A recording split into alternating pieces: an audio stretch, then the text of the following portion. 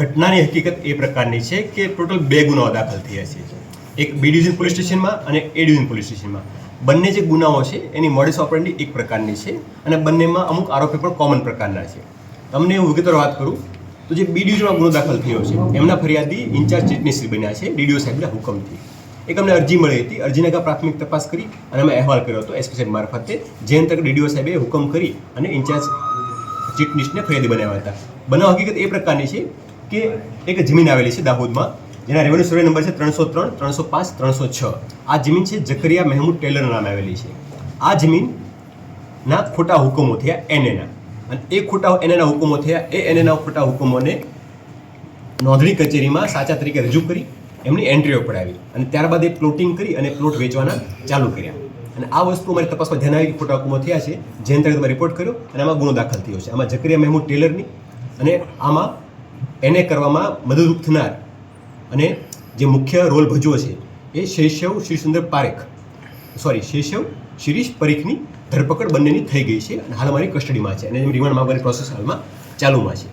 આ સિવાય અન્ય ગુનો દાખલ થયો છે એ ડિવિઝન પોલીસ સ્ટેશનમાં, જેમાં ફરિયાદી તરીકે દાહોદના પ્રાંત અધિકારી શ્રી રાજપૂત મેડમ બન્યા છે. જેમાં પણ એક સર્વે નંબર છે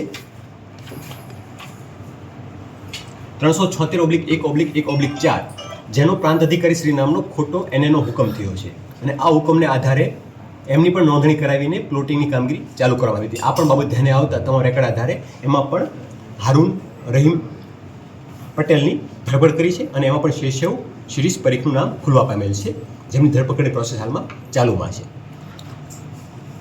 ઓવરઓલ એવું જણાવ્યું છે કે આ લોકો ખોટા એનએના હુકમો કરી સરકારશ્રીની જે પ્રીમિયમ રકમ છે એ રકમ બચાવવા માટે કે પ્રીમિયમ ના ભરવું પડે તો એનો આર્થિક લાભ મેળવવાનો મુખ્ય ઉદ્દેશ એમાં જણાઈ આવે છે. અને આ રીતના ખોટા હુકમો કરી એમની એન્ટ્રીઓ કરાવી અને લોકો સાથે પણ ચીટિંગ થાય છે, કેમ કે જે આ એને થકી જે પ્લોટિંગ થાય છે અને જે એન્ડ યુઝર છે કે જેને આનો લાભ મળવાનો છે એ પણ આ પ્રકારની કોર્ટ પ્રોસિડિંગ કે એફઆઈઆર દ્વારા ફોજદારી પ્રક્રિયા થવાને કારણે એ લોકોને પણ ભવિષ્યમાં તકલીફ પડે કે હાલમાં તકલીફ પડે સંભાવના પૂરેપૂરી છે. તો એ લોકો પણ આ ભવિષ્યમાં ભોગ બનનાર તરીકે થઈ શકે છે.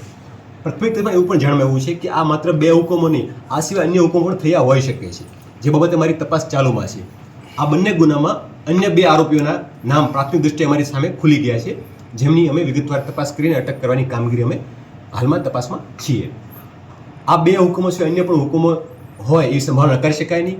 એ માટે હું આપ મીડિયાના માધ્યમથી લોકોને પણ જણાવવા માગું છું કે આપના પણ ધ્યાનમાં આવા કોઈ પ્રકારના બાબતો આવેલી હોય તો અત્રેની કચેરીએ અથવા કલેક્ટરશ્રીની કચેરી અથવા ડીડીઓશ્રીની કચેરી આ બાબતે જાણ કરે તો એના ઉપર કાયદેસરની તપાસ કરી કાયદેસરની કાર્યવાહી હાથ ધરી શકાય. સર, આ પ્રીમિયમ ચોરી કાંડમાં કેટલા લોકો સંડોવાયેલા છે?